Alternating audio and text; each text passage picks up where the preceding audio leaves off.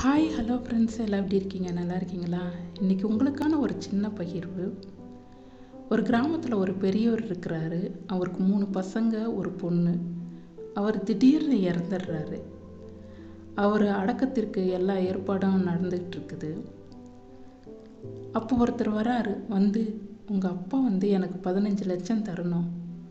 அந்த 15 லட்சத்தை தந்த பிற்பாடு தான் நான் அடக்கத்துக்கு சம்மதிப்பேன் அப்படின்னு சொல்கிறாரு. அந்த 3 பசங்க சொல்கிறாங்க, எனக்கு அந்த 15 லட்சத்தை பற்றி எங்ககிட்ட அவர் எதுவுமே சொல்லியே, நாங்கள் எப்படி தரது அப்படின்றாங்க. உடனே அங்கே உள்ள உறவினர்கள் சொல்கிறாங்க, பெத்த பசங்களே தரல, நாங்கள் எப்படி தருவோம் அப்படின்னு அவங்களும் கையை விரிச்சிடுறாங்க. இருக்கிறக்க நேரம் ஆகிக்கிட்டே போகுது.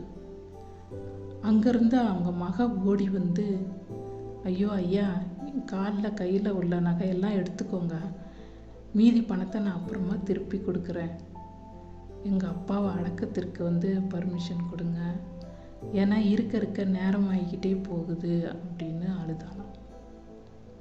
உடனே அந்த நபர் சொன்னாராம், அம்மா, நான் தான் உங்கள் அப்பாவுக்கு 15 லட்சம் தரணும்.